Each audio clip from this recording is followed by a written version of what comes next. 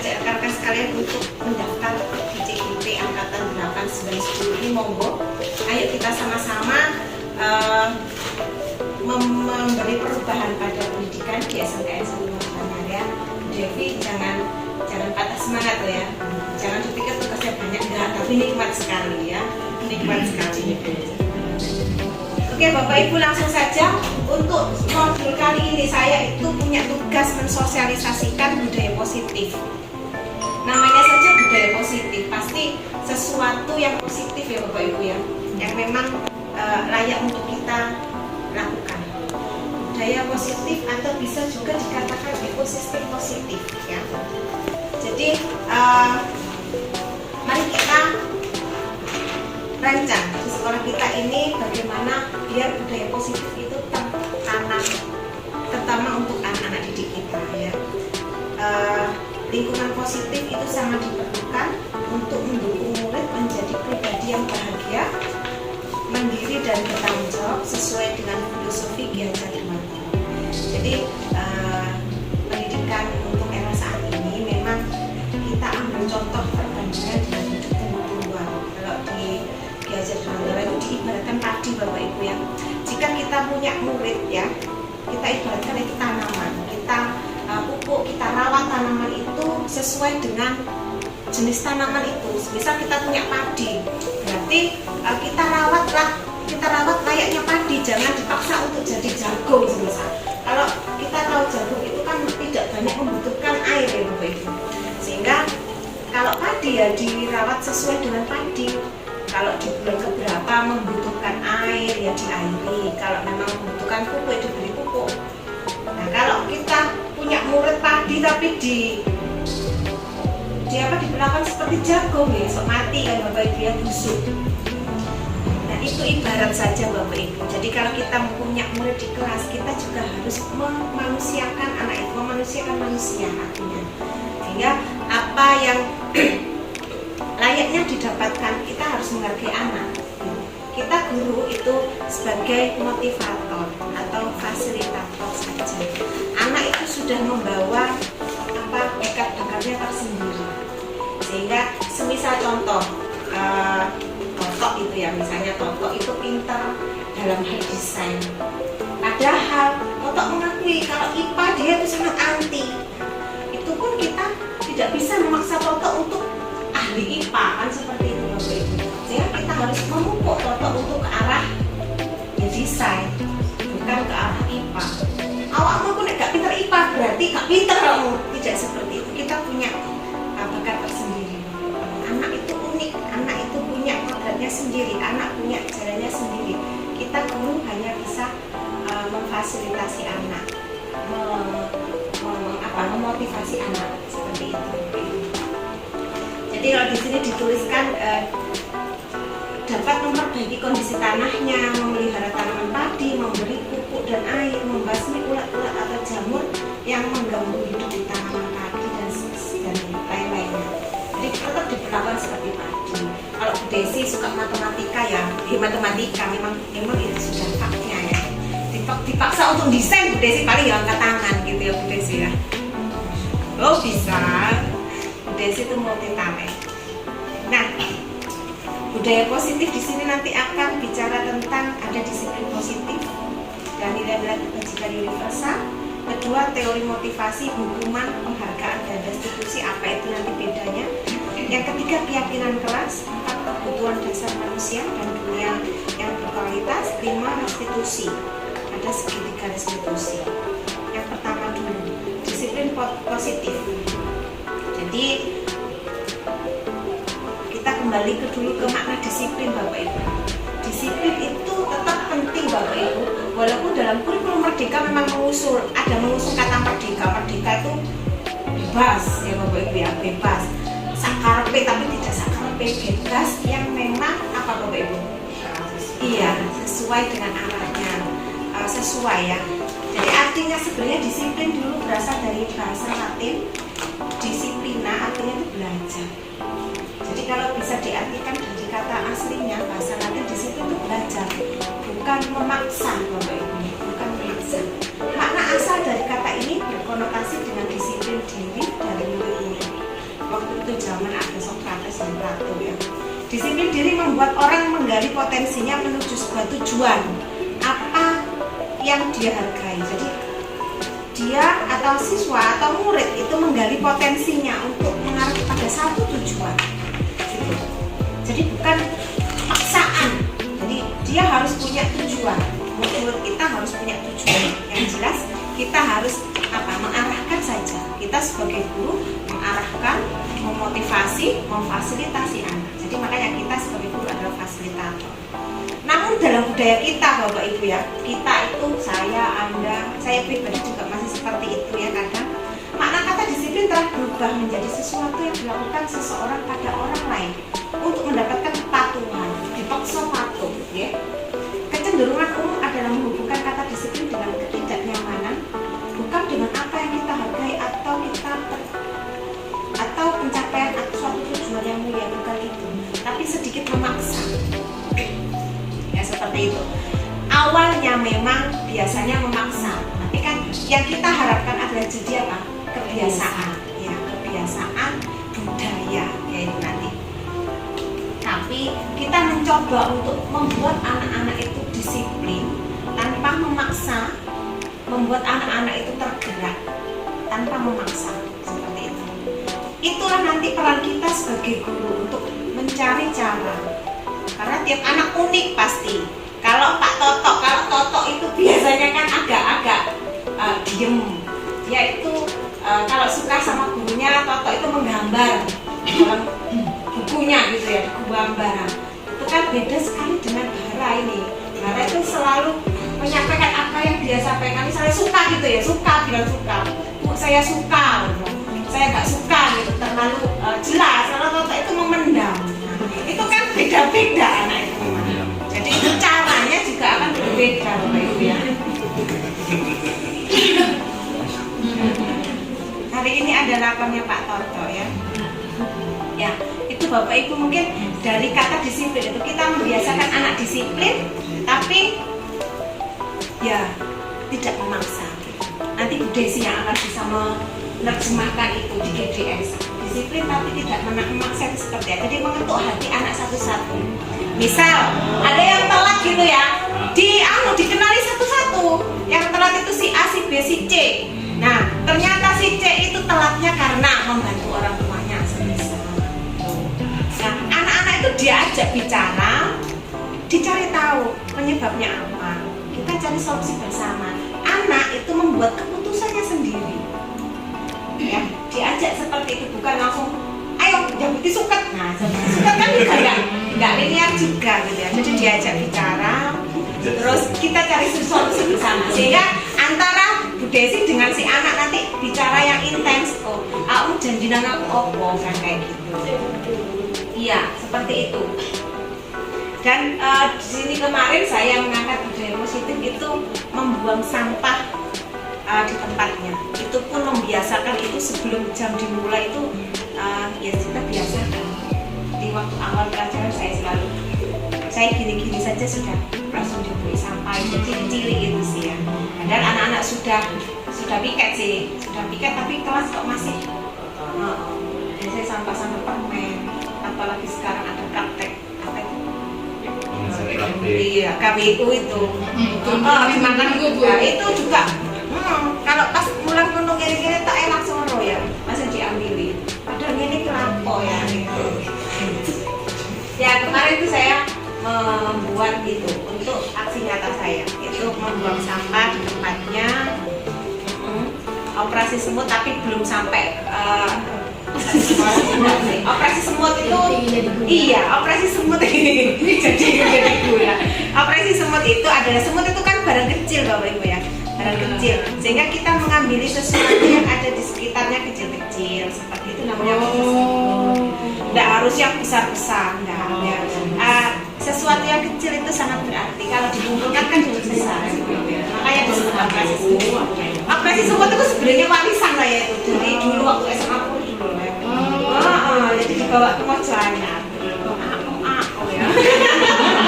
Kenapa bayaran? Iya, ini kan puri juga. Tapi kalau nggak tahu operasi semut, berarti dia operasinya masalahnya itu purinya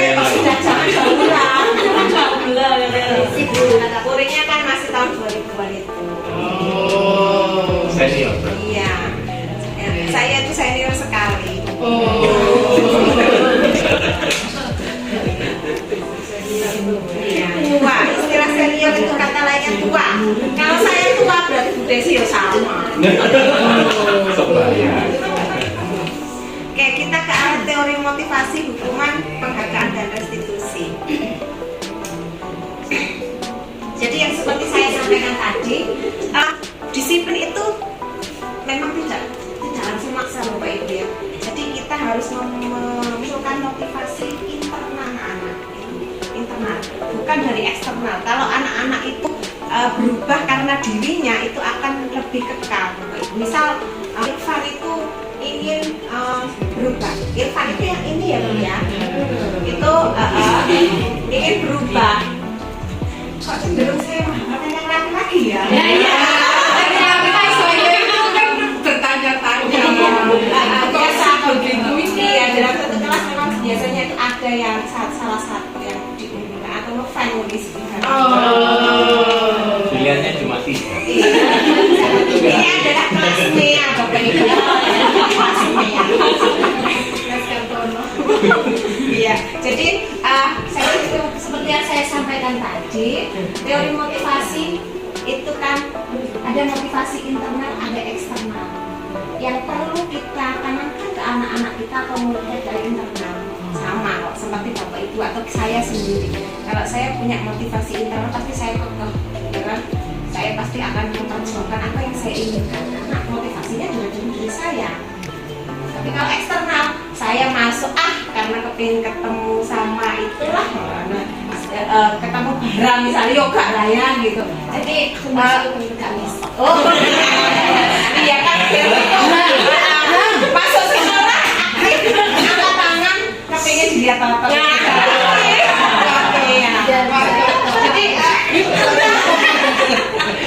Dia bisa pakai. Jadi kita timbulkan motivasinya di internal bukan eksternal. Kita akan lebih kekal Bapak Ibu ya. Pak Toto itu anak yang kuat walaupun pendiam Ibu ya. Coba kesini saja. Iya. Jadi kita harus ini untuk menghargai diri sendiri. Untuk menghargai diri sendiri itu makanya dalam diri kita kalau kita punya motivasi internal akan berkata saya akan menjadi orang yang seperti apa bila saya melakukannya. Itu akan motivasinya lebih kuat daripada motivasi eksternal misalnya untuk menghindari ketidaknyamanan hukuman. Aku tak boleh di sekolah isu cekak hukum Bu Desi semisal kok tak doleki pas hari Sabtu Bu Desi gak piken murid goleki gak ono Bu Desi ada katanya gitu kan iya jadi seperti itu jadi apa yang akan terjadi apabila saya tidak makannya karena ya itu tadinya tendensi motivasi eksternal bagus tapi itu tidak bertahan gitu Bapak Ibu ya tidak akan bertahan lama jika tidak ada Bu Desi dia loh malah berpotensi misalnya seperti itu. Contoh lain yang motivasi eksternal bisa untuk mendapatkan imbalan misalnya aku tak rajin oleh 3 permen misalnya ngambil Bu Desi karena tiap pagi Bu Desi ngasih permen depan nek arek gak telat pakai permen nek gak gak pakai permen misalnya gitu. Contohnya seperti itu. Iya, itu Bapak Ibu ya. Jadi kita harus memupuk atau memunculkan motivasi internal dalam diri murid kita. Jadi itu tadi juga saya juga butuh memberikan Bapak Ibu motivasi internal agar mau daftar CGP, ya kan? Motivasi internalnya apa macam-macam. Saya ingin misalnya saya ingin menjadi pribadi yang lebih baik lagi itu motivasi internal Bu Desi saya yakin. Saya ingin lebih baik lagi untuk anak-anak saya, untuk murid saya. Gitu ya. Kalau Bu Devi ingin jadi presiden tadi katanya, nah itu kan motivasi internal. Nah, kalau harus dipengaruhi oleh kaprok atau kakomli itu eksternal. Nek kaproknya ganti, Bu Devi langsung ngolok gak belum daftar CG, ya kan? Seperti itu. Jadi motivasinya internal. Jadi yang harus diperkuat adalah saya ingin jadi presiden yang itu tadi harus dipercepat. Lanjutkan. Itu Bapak Ibu ya. Nah ini merdeka menurut Ki Hajar Dewantara.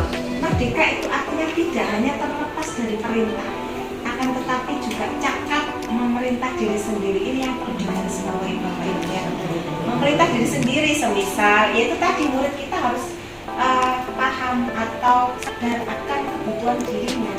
Makanya saya bilang tadi motivasinya intrinsik, bukan ekstrinsik ya. Jadi itu, jadi tak diajar duluan kalau pun jadi wis pinter ke biyen ya Bapak Ibu ya. Iya,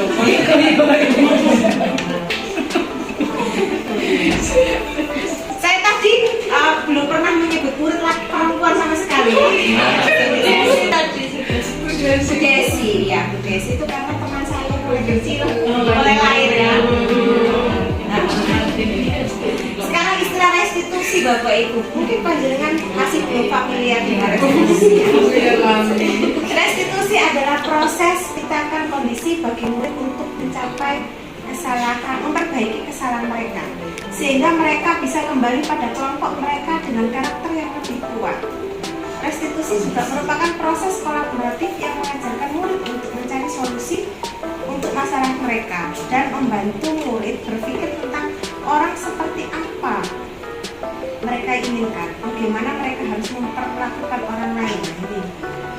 Jadi kita harus bisa memperlakukan murid kita selayaknya murid dan manusia, memanusiakan manusia. Semisal kalau kita dengan rekan juga sama kan Bapak Ibu, kita harus bisa menghargai perasaan rekan kita. Kita sebagai guru juga harus bisa menghargai perasaan murid kita. Semisal kita memarahi murid kita itu di depan umum, kita kan pasti tahu ya guru itu ya. Si A, misalnya Zanit itu anaknya pendiam misalnya. Nah, punya salah di depan itu dijelaskan kesalahannya. Ada anak yang malah itu down, dia mau kembali ke komunitasnya malu pasti. Ada yang seperti berarti kita kan harus tahu kondisi anak kita masing-masing. Ternyata berarti kamu perlakuan Zanit agar dia itu sadar, punya motivasi intrinsik, berarti dengan cara yang pasti tidak seperti itu, dengan memanusiakan Zanit semisal diajak bicara. Kenapa nih kamu kok melakukan kesalahan ini? Karena ini misalnya. Terus itu salah apa betul lah? Salah. Nah, salah terus kamu harus bagaimana? Nah, kita harus lakukan umpan balik seperti itu. Ajak murid kita bicara. Sama kok Bapak Ibu ya. Murid kita ya sama seperti kita, sama. Tetap ingin dihargai, nggak mau kok dipermalukan pasti sama. Jadi ada anak yang disuruh berdiri saat di depan dihukum itu sudah malunya setengah mati, ingat sampai tua misalnya. Ada anak yang malah dihukum di depan itu malah bukan hukuman bagi dia, malah dijarak. Ada kan seperti itu. Nah, makanya kita ajak bicara saja empat mata ya. Biar orang lain juga tidak tahu kekurangannya. Ya seperti itu Bapak. Jadi itulah namanya restitusi. Bukan kita menghukum, bukan kita itu medeni, tapi kita ajak bicara. Kita ajak bicara restitusi. Itu nanti yang ke depan yang harus kita utamakan, mengajak anak bicara. Saya yakin kalau diketuk dari hatinya, setiap orang pasti akan luluh dan sadar. Bukan malah marah, tapi malah sadar. Misalnya ditawani, nak, kamu kok ketawa tanah? Iya ibu, saya ibu, mandinya kesiangan. Alasannya jujur sekali. Mas yang salah ya jujur biasanya. Nah terus kok bisa kesiangan? Iya ibu, saya main game misalnya gitu. Nah kita ajak aja mereka bicara, sehingga kalau bisa anak-anak itu melakukan cari solusi sendiri, bukan kita yang mencari solusi. Kita buat kesepakatan dengan anak sendiri. Ya, jadi kita buat kesepakatan sendiri. Kalau dia memang seperti itu, akibatnya akan seperti ini. Kita bolak-balik aja seperti itu. Kita ajak seperti itu. 9 ciri restitusi. 1, bukan untuk menebus kesalahan, namun untuk belajar dari kesalahan. Itu Bapak Ibu.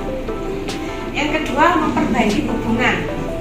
Jadi yang tadinya kalau anak itu dihukum, itu hubungan dengan teman-temannya dia akan lebih minder, canggung dan seterusnya. Kayak dihukum juga kan. Tapi itu efeknya juga bisa positif, bisa negatif kalau kita hukum ya. Yang ketiga, tawaran bukan paksaan. Makanya kita tanya anak itu untuk membuat solusi sendiri, kesepakatan sendiri. Restitusi menuntun untuk melihat ke dalam dirinya, dalam pribadinya masing-masing. Bukan kita yang mencarikan solusi, tapi anak. Yang kelima, restitusi mencari kebutuhan dasar yang mendasari tindakan. Kalaupun dia salah, pasti dia ada alasannya. Misal saya saya itu Bu di rumah nggak ada yang memperhatikan, saya ingin cari kesibukan, makanya malam itu saya keluar gitu, seterusnya. Kita ikuti anak, cari solusi anak itu nanti. Yang keenam, restitusi diri adalah cara yang paling baik. 7, restitusi fokus pada karakter bukan tindakan, ke arah karakternya. Kita membentuk karakter anak, ya. 8, restitusi fokus pada solusi yang saya sampaikan tadi, bukan hukuman atau paksaan. 9, restitusi mengembalikan murid yang berbuat salah pada kelompoknya dengan baik. Malah temannya enggak, jangan sampai temannya itu ngecap, oh kamu habis dipanggil Bu Desi pasti kamu itu ya masih olok-olok dan seterusnya. Itu yang dihindari juga, ya. Bu Desi anak-anak gede kok ini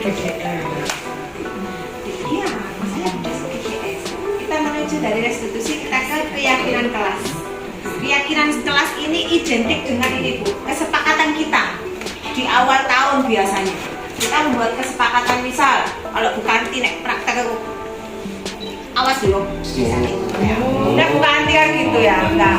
Tapi nanti diarahkan lagi semenjak jadi pengajar praktik nggak akan seperti itu lagi, nanti pasti akan leh-lehin ya harap mau iya harap mau gitu ya, dengan bahasa dan ciri-ciri bukanti yang memang ya seperti itu, sangat friendly gitu ya, merangkul gitu.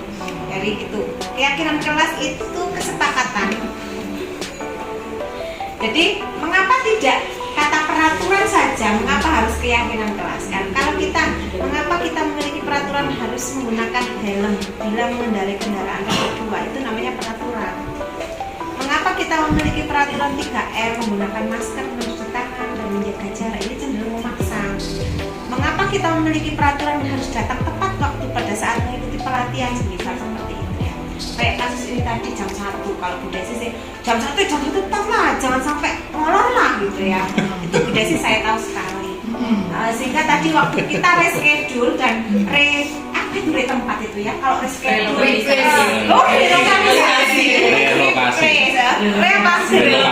relokasi kayak bangunannya. Nah itu tadi saya telepon khusus ya, karena saya tahu sekali, saya juga harus menghargai Bu Desi sudah meluangkan waktu mau untuk mendengarkan seperti itu. Jadi sama seperti bapak-bapak yang ganteng ini tadi ya, sama saya melakukan sama juga.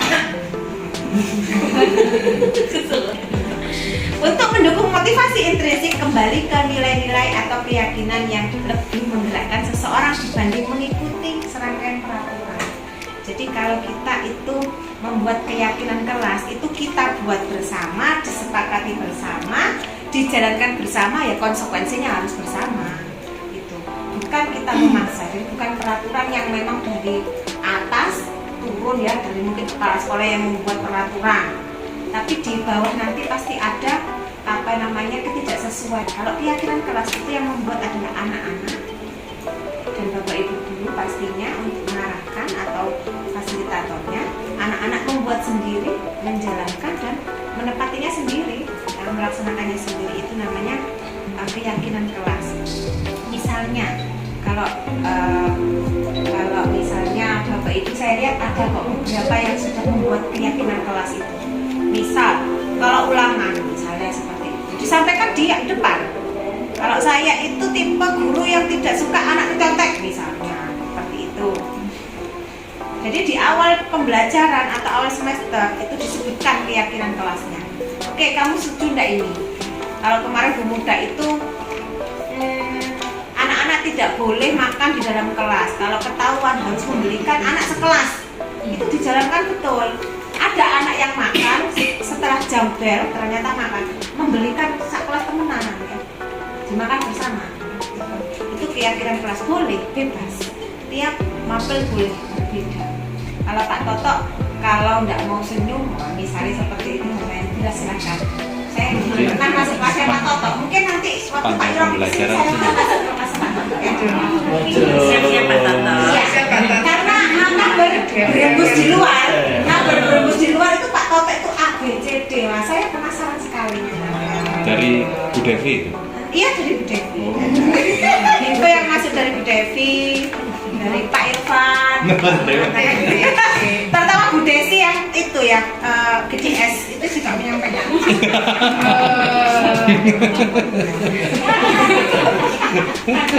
Ya, itu Bapak Ibu. Jadi dari peraturan kelas kita lebih luas lagi ke keyakinan kelasnya. Keyakinan kelas nanti akan menciptakan lingkungan yang positif. Dari lingkungan positif itu akan menciptakan budaya positif. Itu yang kita harapkan bersama Bapak Ibu ya. Sekolah kita itu kan sekolah baru, yang sekolah baru lahir 2010, betul ya? 2010. Saya nggak ikut sih membangun itu, Bu Devi yang waktu itu ikut ya. Di sini yang paling senior Bu Devi deh. Di antara kita semua. Bukan senior di sininya. Kalau masalah senior tuanya ya pastinya Bu Kanti.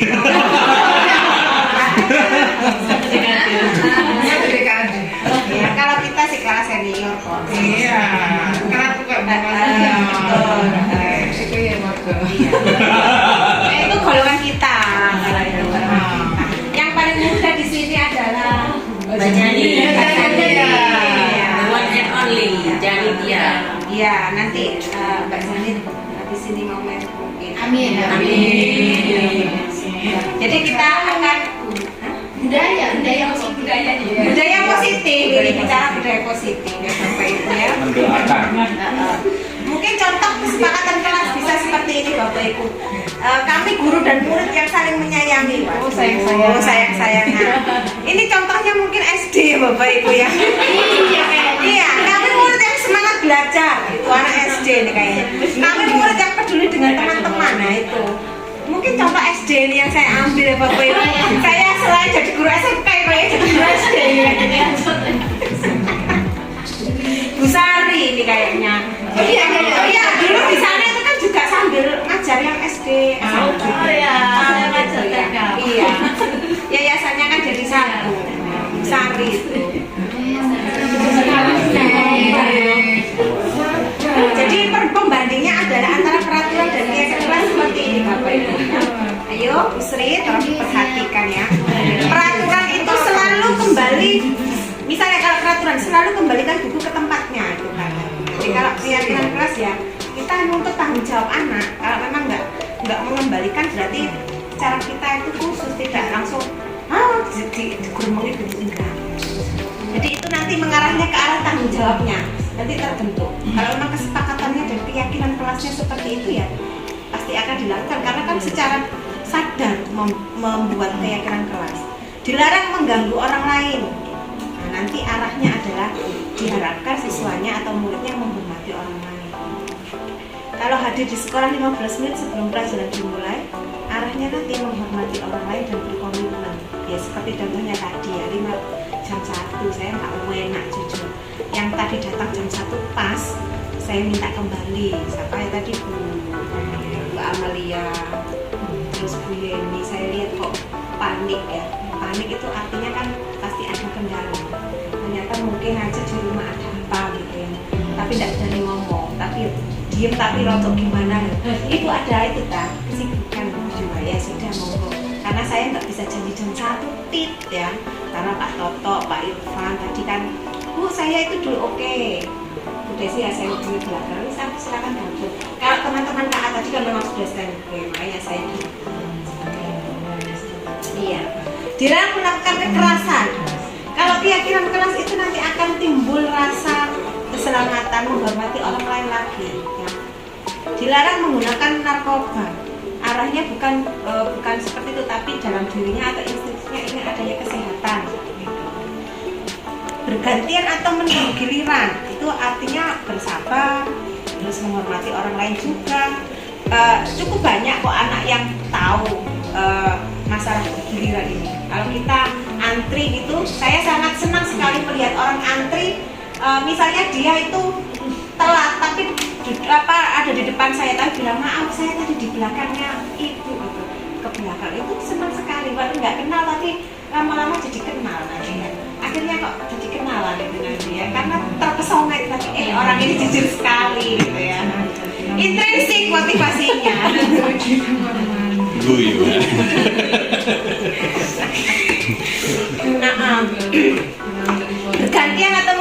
pelajaran tadi ya. Gunakan masker. Kalau kita mau gunakan masker kayak gak ono terus bisa langsung dilepas misalnya gitu. Tapi kalau merasa dirinya intuisinya merasa dirinya kurang sehat, saya nanti akan mengganggu kesehatan orang lain, nah itu pasti dipakai dengan sendirinya. Saya lagi flu, Bu, maaf, saya bermasker. Itu intrinsik. Dengan berlari di kelas atau koridor, jangan berlari di kelas atau koridor. Nah pastinya ya begini kepleset Pak. Kalau di sekolah kita ada enggak ya Bapak Ibu murid yang lari-lari? Ada ya, banyak ya. Loh, Wah, sopo. Waya sopo ya. Nah, Budi, apakah Bu Desi momok? Bukan, ya. Bukan. Mimi. Mimi ya. Pak Bara mulai berani ya. Berani maksudnya mengekspresikan diri, maksud saya. Pendapat itu kan bagus Bapak Ibu, jangan pernah membuat Budaya murid kita, positif. iya budaya positif, jangan pernah membuat murid kita itu takut Ya, untuk insecure. berbicara. Insinyur. Janganlah ya. Kita itu guru yang sangat bukan ditakuti siswa, tapi sangat diapakan Bapak Ibu ya. Mensupport. Dihargai, iya, dihormati dan dihargai siswa. Anak ngono ingat ketemu lagi Indomaret ternyata itu mantan murid, sering kan Bapak Ibu ya. Oh gak bisa. Nah mungkin itu yang tahun-tahun lalu Bapak Ibu, jangan sampai lah tahun akan datang punya murid seperti itu. Iya. Gak padahal ya gak kepingin dicukoknya kan Bapak Ibu kita ya. Gak kepingin dibolusi roti juga enggak ya. Ngurus SKCK gratis ya Bu. Oh iya, kalau anaknya polisi ya. Iya, kemarin ketemu siswa KI polisi di Polres ngurus SKCK gratis, ditulis tuh bisa. Oh, alhamdulillah, itulah guru ya. Paham sekali. Saya kok belum nemu ya, saya tak ngurus SKCK deh. Kapito kan dari Kapito Bu.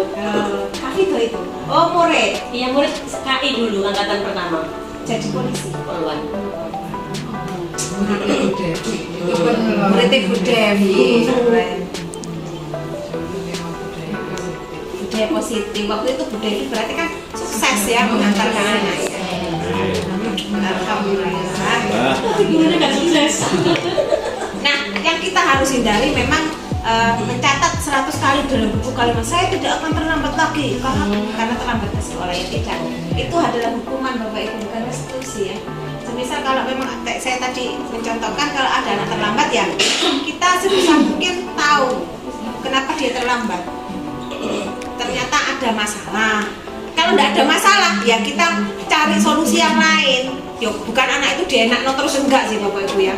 Bukan berarti disiplin itu anak itu dilonggari, tidak dikasih hukuman, bukan. Tapi kita harus tahu lebih jauh kasus anak itu. Kita ajak bicara, ya. Kita cari restitusinya tadi. Kan kadang-kadang itu ada yang terlambat mau digebiak, ya ayo boleh kertas tulisan 1000 kali. Anggite kandi. Tipe-tipe guru Roro juga. Iya. Ya. Lari mengelilingi lapangan basket. Kita nggak punya lapangan basket ya Bapak Ibu ya? Punya Bu. Punya. Itu. Oh iya sih. Si Bapak paham dulu. Terang besi. Bawah terang besi itu ya basketnya. Lari mengelilingi lapangan basket 2 kali karena terlambat hari di sekolah. Enggak, Bu Desi enggak pernah. Enggak. Devi kayaknya itu. Tapi itu sebelum dapat materi restitusi. Setelah dapat ya enggak. Setelah dapat. Mengganti kertas tugas teman yang telah dicoret-coret. Nah, ini mungkin ini waktu jam Ibu Karti gawe laporan ya. Ternyata nyuntur, arek isi gorek-gorek gitu ya. Nah, akhirnya saya situ melapor, Bu, kertas saya doret-doret, koyo arek tekan ngono ya, lapor. Ternyata ada penyebabnya. Ya sudah, nanti saya ganti kertasnya. Lalu tulis saya nanti diusahakan solusi seperti apa. Yang penting kan ada kesepakatan terhadap solusi bersama, Bapak Ibu ya. Itu konsekuensi nanti ya arahnya. Membersihkan tumpukan air, tumpahan air di meja karena tersenggol pada saat belajar. Kita nggak ada ya Bapak Ibu ya. Masuk belajar kok nak ngombe, enggak kan? Praktik. Oh, praktik ya. Airnya adalah air aquades. Ya, saya Bu Sri itu selalu gitu ya. Selalu tumpah Loh ya. Nah, anak tercecer aku bingung aku bahasa aku. Tercecer. Busri selalu tercecer kalau Apa tesnya? Iya. Iya, bukan bustrinya yang tercecer. Bustrinya ya. Kita harus bisa memahami ya. Literasinya itu ya. Iya, Ah. Murid disuruh untuk mengenakan sepatu seharian di sekolah karena tidak mengenakan sepatu hitam. Itu Desi. Tidak loh. Bukan ya? Dia tidak seperti itu. Betul. Lari Nggak menang pernah. lapangan basket 2 kali karena terlambat 10 menit untuk pelajaran PJOK. Pak Saiful. Oh, ini Pak Murid Rizky kan dan Pak murid Jonas kan ini. Desi ini. Nggak apa-apa kan dia terlambat ke JOK. Jadi Sehingga waktu itu konsekuensinya. waktu itu lagi dia telat tidak ikut lari, jadi dia lari. Berarti menulis 1000 kali itu tidak apa-apa asalkan menulis laporan konsekuensi. Loh, terus laporan seribu kali bagaimana? Padahal laporan aja satu laporan berapa lembar gitu ya?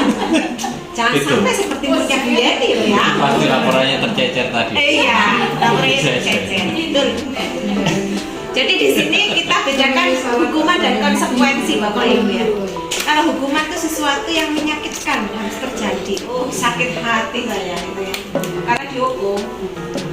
Konsekuensi sesuatu yang harus terjadi. Ya wis dulu nih kan ya. Membuat anak sakit fisik maupun hati untuk jangka waktu lama. Wah, isok dendam barang ini ya. Awas ya Bude sih tak dat misalnya. Jangan sampai itu terjadi. Oh, sudah pernah. Sebelum Berarti Belum. sebelum mengenal Restitusi. itu sebelum mengenal restitusi. Nanti setelah mengenal restitusi tidak ada itu, ada murid yang cekat-cekatan itu. tambah dicegat, Tambah cekat dulu deh ya. tidak makan maksudnya. Membuat anak merasa tidak nyaman dalam jangka waktu pendek kalau konsekuensi. Kan tidak nyaman seketika itu toh. Aduh, konsekuensi ini melayu, rek. Tapi tetap ada bekas. Tapi kalau restitusi itu dia dengan solusinya sendiri itu restitusi ya. Paksaan kalau hukuman, konsekuensi itu stimulus atau tanggapan. Kalau hukuman mendorong anak menyakiti diri sendiri, maksa, mendorong anak agar mudah menyesuaikan diri. Kalau hukuman konsep diri yang buruk, kalau konsekuensi konsep diri yang baik. Anak belajar untuk menyembunyikan kesalahan, kalau konsekuensi anak belajar untuk mematuhi peraturan. Marah, rasa bersalah, dipermalukan, merasa tak dihargai. Tapi kalau konsekuensi mungkin saja hanya kehilangan hak, ya, dibuat tidak nyaman sementara, diasingkan untuk sementara misalnya, hanya sementara. Sifatnya memang kalau konsekuensi dia sakit hati tapi tidak terlalu dalam. Tapi kalau hukuman dalam sekali. Antara hukuman, konsekuensi dan restitusi. Jadi ini di sini garis merahnya, ya. Kalau hukuman itu sesuatu yang menyakitkan harus terjadi, kalau konsekuensi sesuatu harus terjadi, tapi memang menyakitkan nggak seberapa lama kalau konsekuensi. Kalau restitusi itu merupakan pilihan anak yang menentukan sendiri. Kita mencoba untuk ya itu tadi loh, memahami setiap murid kita. Seperti yang disampaikan Bu Kanti tadi, guru zaman dulu memang aku sih gak dulu-dulu amat sih, tapi guru saya itu kalau guru SD kalau kita melihat kadang itu totok kromo itu yang diutamakan sekali ya. Tapi untuk guru SD saat ini saya juga melihat ya kita tanda kutip juga Bapak Ibu ya. Yuk kayak guru SMK tak lihat itu malah lebih tajam ngomongannya kadang-kadang itu ya. Jadi mulai luntur mungkin di situnya. Iya. Jadi kalau jadi kita mari kita yang memang yang muda-muda ini ya, yang memang nanti ya disinilah apa namanya nasib lembaga kita nanti. Ayolah kita rubah mindset kita, terutama di kurikulum merdeka nanti. Memang kan kita harus memerdekakan anak, tapi bukan berarti memerdekakan sebebas-bebasnya, tidak. Seperti yang disampaikan Ki Hajar Dewantara tadi, kita harus membuat anak itu berani untuk bicara, berani untuk eksperimen, berani untuk mengambil langkah. Kita guru adalah sebagai fasilitatornya. Kalaupun anak ada kesalahan, ajak bicara. Kita cari restitusinya. Bukan kita menghukum atau membuat konsekuensinya, tapi kita cari restitusinya. Kita cari pilihan atau solusi dari anak tersebut sehingga anak itu sadar, ada motivasi intrinsik dalam dirinya. Jadi kalau hukuman tidak nyaman untuk murid, kalau konsekuensi tidak nyaman untuk murid, waktunya pendek. Tapi kalau restitusi itu menguatkan untuk murid dalam jangka waktu yang panjang.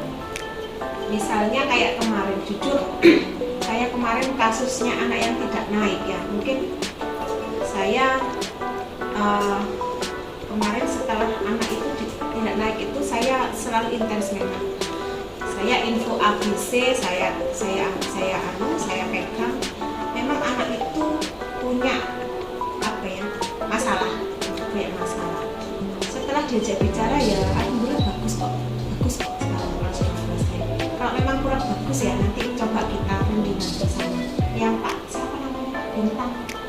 Bintang Ardiansyah ya. Ada yang kelas 12 PG ini? Bukan jenengan. Sampai saat ini Pak anak itu. Saya di kelas di depannya.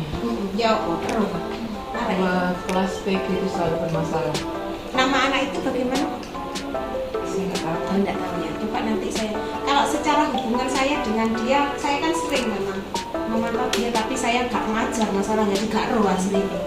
Nah, saya juga menggali dari guru-gurunya nanti termasuk Pak Irfan bagaimana anak itu. Apakah memang masih seperti itu?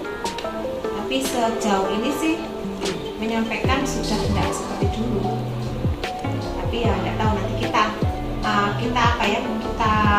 tangani bersama lah ya, kita bimbing bersama anak tersebut karena dia memang ada masalah di keluarganya dan rumit juga masalahnya, rumit juga. Bapaknya itu minggat gitu ya, dan seterusnya kasusnya lumayan aneh ganteng api terus api Bapaknya minggat, Tinggal dia minggat. minggat, dia harus ngamati neneknya. Iya. Di situ dari kelas 1. iya. Jadi Pak ada. Seratin itu saya bilang dia pertama itu apa sudah Banyak ya. Akhirnya saya bilang sama dia ini tak hapus semua. Saya bilang gitu.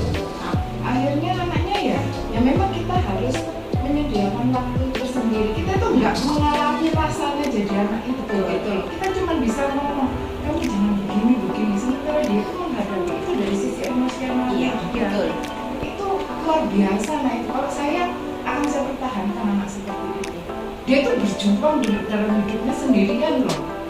Itu kita mau buang, mungkin ada orang tua atau siapapun yang di rumah itu. Ketika orang tua tidak bisa menghandle anaknya, satu-satunya yang diharapkan bisa itu adalah gurunya. Iya. Gurunya buang, anak itu mau gimana? Itu hati. Itu kalau saya. Iya. Setelah itu kalau Pak Asen enggak ada. Kemarin ada yang mau keluar. Saya sama ini. Masalah di keluarga. Orang tua cerai dan sebagainya dan sebenarnya masuk. Ya memang harus kita dalami kasus anak per anak. Itu tidak semua anak yang harus kita gitukan, tidak juga. Iya. Untuk anak-anak tertentu yang bermasalah saja kita dalami. Ini opo sih?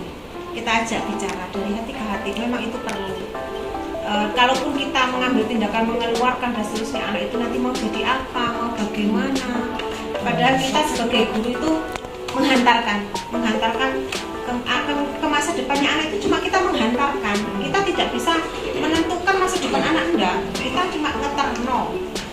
Untuk ngeterno itu kita bekali mereka. Ada anak A yang membawa bekal banyak karena dia itu bisa mengambil bekal itu. Ada anak B yang cuma isok jopok bekal mau titik. Ya gak apa-apa, itu memang bekal mereka. Tapi sebisa mungkin kita lakukan pembelajaran di situ. Ada restitusi, ada budaya positif. Sehingga nanti anak itu kadang-kadang misal loh, sekolah itu dua blek ya. Kadang-kadang waktu lulus juga belum tentu. Seperti itu. Jadi kita harus pakai hati. Guru itu memang mengajarnya dengan penuh hati ya. Harus penuh hati. Tidak hanya sekedar datang. Saya pun kalau ngajar dulu-dulu ya mikirku jenenge repot ya, pulang langsung materi itu tuh apa gitu ya. Sekarang saya usahakan untuk tahu satu-satu, walaupun saya nggak gampang hafal dengan anak. Jam saya cuma 3 jam itu gak apa lah itu, tapi tak delok, tak tulis ciri-cirinya ya itu cara saya. Anak ini bermasalah karena apa? Seperti KI3, gak ada yang KI3 ya. Namanya pay seven itu kok turuan karena Sipan. Sipan. seven. Sipan. Sipin sama Sipan. 10. Oh, Seven dewe. 10 kayak gitu. Oh, tak pikir 12 itu ada Sipan. Iya, ada Ada seven. KI 3. Ya. Saya ini kelas 10 ini ada jenenge seven. Jenenge ke barat-baratan ngono. Ternyata anak terakhir itu tuh. Waduh, arek iki jangan-jangan ini ada apa ini? Turu ini gak ngono. Tadi ada laporan sih mau tanda tangan itu loh pernyataan pramuka tidak mau. Nah, ini ada apa ini anak ini? Pada turuan juga sih anak itu ya. Itu mungkin gitu. Nah, ini kemungkinan ya Bapak Ibu, kemungkinan Bapak Ibu anak-anak kita atau murid-murid kita jangan jauh-jauh kita aja. Kalau kita bermasalah, kita membuat ulang, kita ingin dilihat, itu kan pasti ada kebutuhan dasar manusia kita yang tidak terpenuhi, biasanya seperti itu. Ya, kita emosi, saya pun pribadi, saya emosi, pasti ada kebutuhan saya yang tidak terpenuhi. Misal menghengi, misalnya kurang turu ya, itu kan kebutuhan akan istirahat saya kurang. Mungkin di situ ada kebutuhan cinta dan kasih sayang. Misal di rumah kurang disayangi atau kurang diperhatikan orang tua, di sekolah pasti dia anaknya cari perhatian. Nah, siapa ini yang seperti itu? Tidak ada. Oleh Bapak Ibu guru nggak ada yang kurang perhatian ya, semua full sayang ya. Jadi itu kalau anak itu di sekolah misalnya ada masalah, coba kita lihat pasti di rumah itu biasanya kurang perhatian. Makanya mencari perhatian di gurunya, mencari perhatian di Bu Desi untuk ngari-ngari titik kayak rata titik. Ternyata nggak diperhatikan. Iya. Ternyata Bu Desi.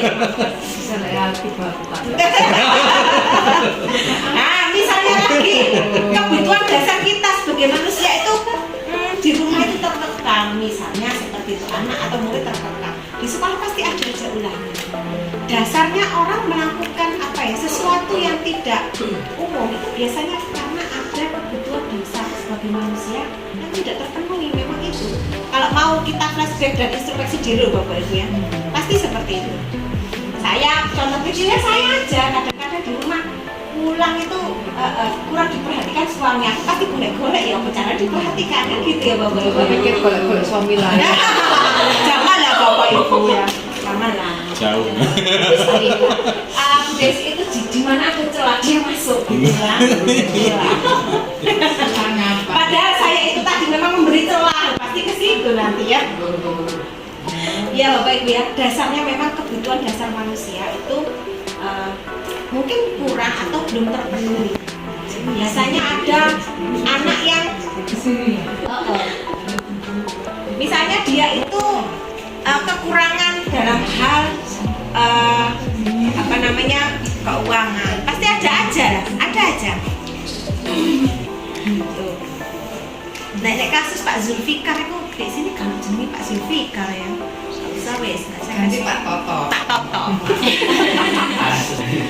Nah, ini ada penting lagi Bapak Ibu, ada 5 posisi kontrol. Ini dalam menangani siswa Bapak Ibu ya. Jadi kita dalam menangani siswa itu ada 5 kemungkinan kita Bapak Ibu. Ada yang pertama kita jadi penghukum. Ya. Yang kedua ada pembuat orang merasa bersalah. Ada kita kadang itu apa ya, merangkul mereka sebagai teman. Ada yang kita hanya sebagai pemantau.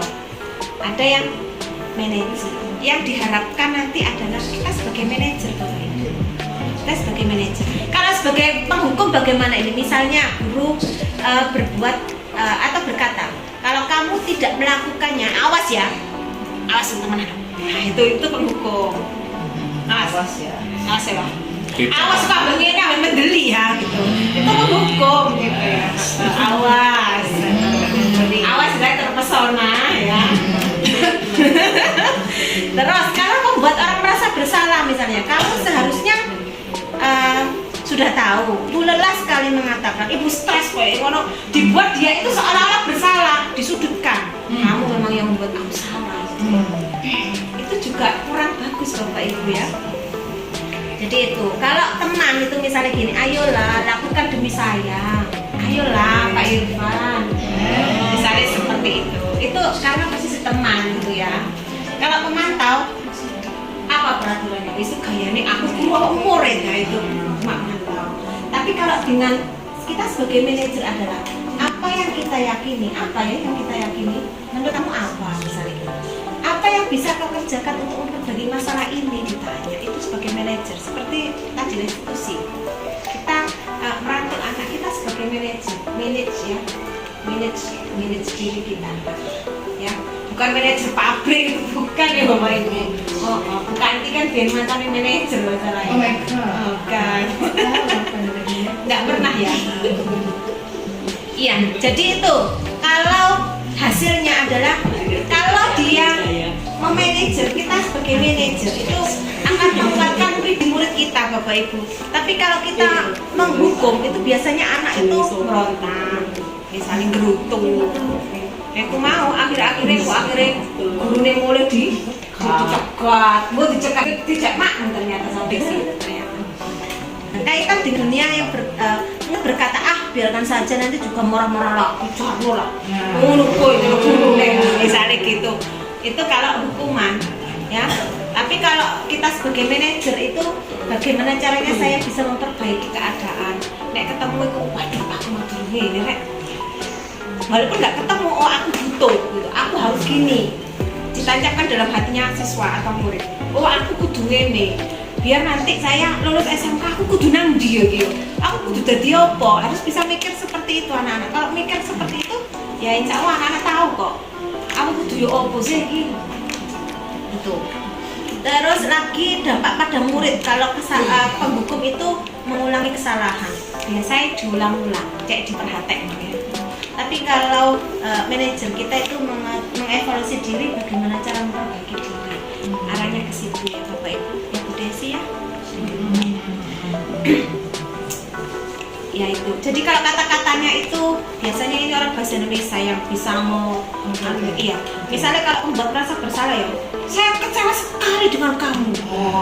Bermain peran ini kita ya. Kalau kita sebagai manajer, pertanyaannya gini, bagaimana kamu bisa menyelesaikan masalah ini? Kamu itu sajane opo sih? Ya opo sih? Nah, itu bahasanya lebih apa ya? Itu bahasa besi campur Inggris. Oh, bukan. Oh, begitu. Pak Toto terpesona ini. Terpesona. Kan jenengan belum pernah ya DKA. Teman-teman KA itu memantau Anda dari jauh. Dipanggil dari jauh. Pakai rokok. Saya itu juga melapor ya. Dan saya juga adalah Pak Toto itu jawabannya selalu cool. Nah itu yang membuat orang murid yang pernah ngomongin. Pak, ini tahu. Seakan aku kirimin video. Jadi beliau itu sebagai manajer yang memang bukan menghukum, membuat orang malah ingin tahu gitu kan. Dia begitu ya. Iya. Jadi ini kalau ini segitiga restitusi itu langkah-langkah aja Bapak Ibu ya.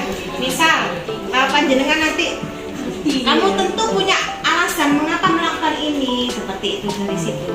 Nah, ini kayak terus kalau sudah mengakui itu dan digali berarti kan nilai apa saja yang kita bisa sepakati arahnya ke situ. Jadi kamu bukan satu-satunya orang yang melakukan ini. Jadi kita lakukan penguatan. Kadang kita perkuat, kadang juga kita menyadarkan mereka itu. Jadi sentuhnya dengan hati ya. Sentuhlah dia tepat di hatinya. Lagu siapa itu Pak? Ari Lasso. Ari Lasso. Cocok ya itu untuk jargon kita. Sentuhlah dia tepat di hatinya. Hatiku lulu. Tak lulu kok letak. Lulu mati ya. Ya berarti ya. Jadi harusnya itu dari hatinya. Dia tidak hanya dada.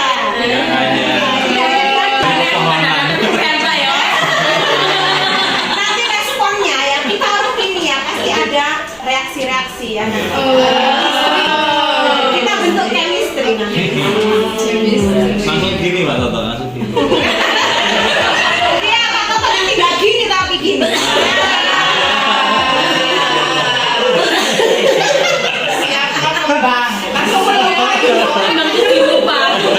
Iya, nggak tahu ini tadi mungkin takdir atau apa ya Pak Toto saya masukkan sini.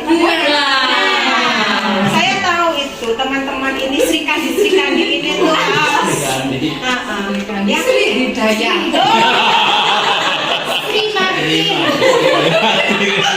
Ada Sri Devi. Terima kasih. Alhamdulillah ya Bapak. Pak Toto jangan tersinggung ya Pak ya. Memang panjenengan ini lagi naik daun. Sehingga ya jadi kita harus perbaiki memang itu Bapak Ibu ya, restitusi. Kita harus mengutamakan restitusi kepada murid-murid kita, bukan kita menghitung. Mungkin itu Bapak Ibu yang bisa saya sampaikan. Terima kasih atas perhatiannya.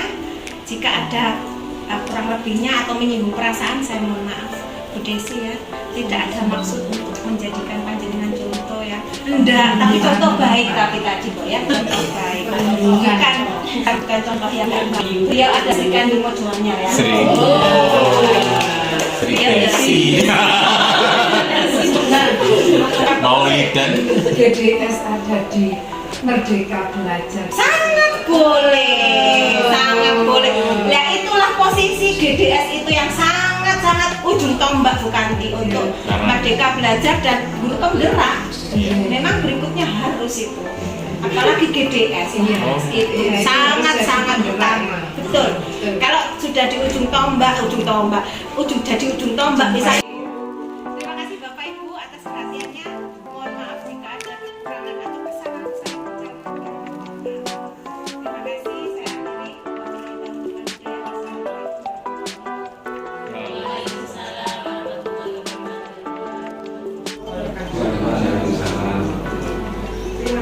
Terima kasih atas kehadiran Bapak Ibu sekalian. Panjenengan dari kelas 10 saya ambil perwakilan dulu karena di sini nanti kita akan membahas tentang jadi budaya positif. Di sini nanti kita harus juga laksanakan dalam penerapan kurikulum kita. Salah satunya ada disiplin positif, mungkin juga ya ada nilai-nilai kebajikan sosial, teori motivasi, dukungan penghargaan dan restitusi, keyakinan keras, kebutuhan dasar manusia, dan ada 5 posisi kontrol seperti restitusi dan lain-lain. Kalau dengan tanya-tanya mungkin ya apa namanya itu ada yang merdeka itu berarti lepas bebas gitu ya Pak ya. Disiplin di sini adalah tetap tapi disiplin di sini tetap kita tetapkan Bapak Ibu ya. Anak-anak yang terlambat juga tetap diproses, bukan berarti dimerdekakan kita. Jadi kita tetap melaksanakan atau membina anak-anak dalam kedisiplinan. Jadi dulu bahasa Latin di sini kita akan belajar. Mungkin kalau budaya kita disiplin itu mungkin bukan karena menjadi sesuatu yang dilakukan seseorang pada orang lain yang menggunakan tetapi makso artinya disiplin harus makso dan agak sedikit memaksa. Padahal sebenarnya adalah disiplin berdasarkan belajar. Jadi nanti pada saat pelaksanaan IKM kami berharap kita membiasakan budaya positif, salah satunya pelaksanaan disiplin tapi dalam koridor. Jadi bukan berarti anak yang misalnya anak yang nggak bisa terus dibiarkan sebenarnya merdeka kurikulumnya. Pokoknya enggak lah, tidak seperti itu ya Bapak Ibu ya. Yang perlu kita garisbawahi adalah dalam kurikulum merdeka kita menerapkan ini. Bedanya dengan kurikulum K13 adalah adanya proyek yang pertama, ya. Kita dalam mengajar mengarah pada proyek learning. Yang berikutnya adalah kita juga mewadai anak-anak kita dalam pembelajaran. Jika memang anak-anak kita itu punya kondisi yang homogen, heterogen, kita harus mewadai dalam nanti ada namanya pembelajaran